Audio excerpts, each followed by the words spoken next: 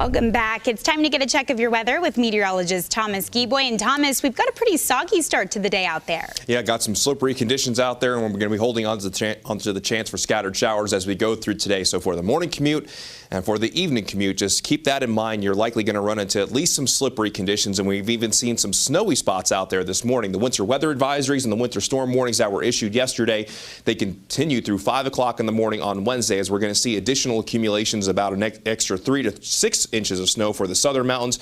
We could pick up an additional 3 to 7 for the mountains south of I-80, and within the advisory is an additional 1 to 3 inches going to be a possibility. So within these advisories, within these warnings, just be prepared for winter driving conditions as we go through today through the length of those advisories and warnings. The bulk of what we're seeing out there this morning has mainly been in northern Utah, where we got scattered mainly snow showers out there this morning.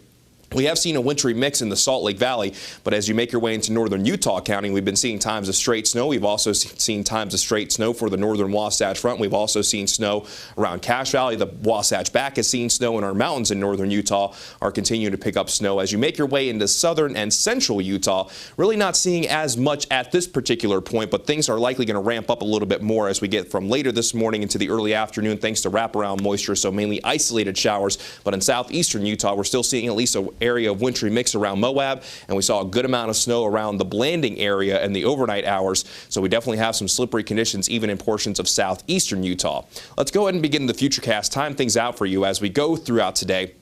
And while we do have scattered showers around now, with that wraparound moisture from the system that moved in yesterday, we'll likely start to see more, especially along and west of the I-15 corridor by midday today, including the Wasatch Front. And with colder temperatures in place, a better chance that we're going to see straight snow showers, even though there is going to be the chance for a wintry mix along the Wasatch Front in Salt Lake City itself. And then down in St. George, a chance of rain, and that chance for wet weather will continue in the eastern and southeastern portion of the state, keeping a good chance even as we go into this evening. This is the FUTURECAST at 7 o'clock showing at least a chance for isolated snow showers along the Wasatch Front and even down to the I-15 corridor, and it could continue to be slippery, especially along the I-15 corridor near the I-70 interchange, and likely going to be talking about more times of wet weather in eastern and southeastern Utah before we start to see high pressure gradually begin to build in by Wednesday morning into the afternoon. So while a few isolated snow showers will be possible very early on Wednesday, by the afternoon, skies should be mostly dry across the board.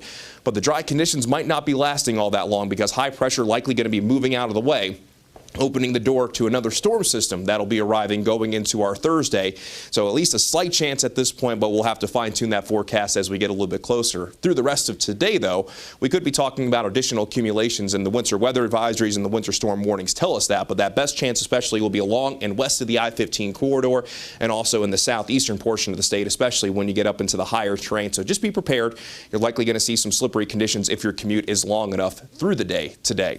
But on top of the chance for scattered showers, there's also going to be the chance we hear a few rumbles of thunder. Yesterday, we saw a few thunderstorms in southwestern Utah. Today, in southeastern Utah, we're going to have that chance along the Colorado River Basin and also into San Juan County as well. Here's the view right now in Lehi, where we have seen times of snow, especially when you get up into the benches around Lehi. So be careful with those slippery roads along the Wasatch Front.